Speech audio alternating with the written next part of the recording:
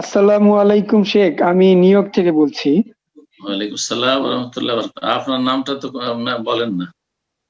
ও আপনার নাম কি? আমার নাম হলো নাহিদ রহমান। নাহিদ রহমান। আচ্ছা আচ্ছা, জি জি জি ঠিক। জি জি। হ্যাঁ, আপনার ভালো আছেন? আইডির নাম অন্য কারো আছে। জি, জি জি জি জি, ঠিক আছে। ওইটাই আর কি। হ্যাঁ হুম, শেখ, আমার হলো অজু নিয়ে। সেটা হচ্ছে, হুম। আমরা যখন গোসলের সময় অজু করি, তো গোসল করার পরেও কি আমাদের অজু করতে হবে? আর এই সংক্রান্ত আরো একটা প্রশ্ন, যে গোসলের সময় শরীরে কাপড় রাখাটা কতটুকু জরুরি? হুম।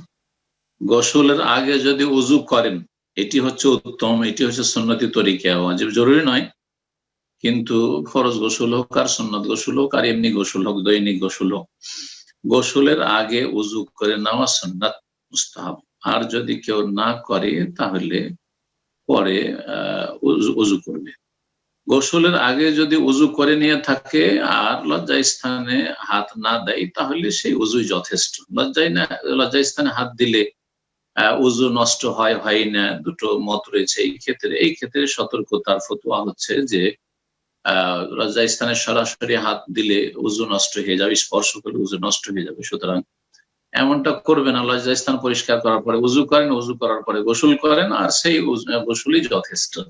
সেই গোসল বা সেই উযুই যথেষ্ট ইনশাআল্লাহ। আর পরে উযু করা মোটেই লাগবে না।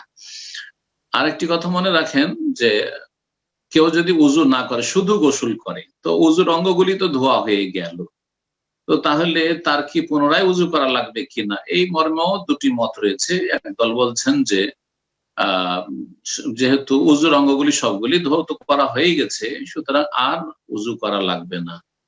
এই মতটি যদিও বেশ কিছু ওলামারা পেশ করেছেন, কিন্তু এই ক্ষেত্রে সতর্কতা অবলম্বন করা উচিত।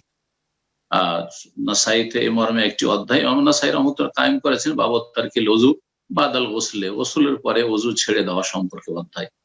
কিন্তু অন্যান্য আইম্মা ফুকাহা কিরামরা বলছেন যে না, উযু করবে, কারণ উযুতে তারতিব ফরজ। পঞ্চম ফরজ হচ্ছে পর্যায়ক্রম বজায় রাখা, সিরিয়াল।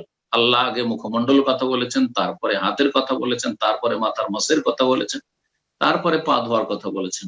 তো গোসলে যে পানি ঢালছেন সেটাতে তো ওইটা থাকেন না। সুতরাং উযুটা করে নেওয়াটাই সতর্কতা হবে। যদি আগে উযু না করে থাকেন, শুধু গোসলেই যথেষ্ট মনে করা যে গোসল করার মাধ্যমে উযুর কাজ হয়ে গেছে, এটা ঠিক হবে না। আপনার বা সকলের ফায়দার জন্য এই মাসলাটি আরো সাথে বলে দিলাম। দ্বিতীয় প্রশ্ন করেছেন যে উযু করার সময় কি শরীরে কাপড় থাকতে হবে? না, কোনো জরুরি নাই। সালাতের জন্য বস্ত্র শর্ত, পোশাক শর্ত। গোসলের জন্য বস্ত্র শর্ত নাই, আর ওযুর জন্য বস্ত্র শর্ত নাই। আমাদের দেশে কিন্তু একটা কথা আছে, ছোট থেকে আমরা দেখে এসেছি, কারো হাঁটুর উপর যদি উযু করা অবস্থায় কাপড় উঠে যায় তো উযু নষ্ট। এটা অজ্ঞদের কথা, যারা দিন বুঝে না। উযু ভঙ্গের কারণের মধ্যে কাপড় হাঁটুর উপরে উঠা নয়, রান খুলে যাওয়া নয়, বরং বস্ত্রহীন হওয়া নাই। উযু করার পরে কেউ যদি কাপড় বদলায়, একবারে বস্ত্রহীন হয়ে নির্জনে, মানুষের সামনে হারাম, কারো বেগানার সামনে বা কিছু তো, কিন্তু তারপরেও আপনার মনে রাখবেন যে বস্ত্র শরীরে রাখা ভালো, কিন্তু প্রয়োজন নেই। কেউ কাপড় বদলাতে গিয়ে যদি উযু অবস্থায় কাপড় একবারে খুলে ফেলে দেয়, তবু উযু নষ্ট হবে না। জি।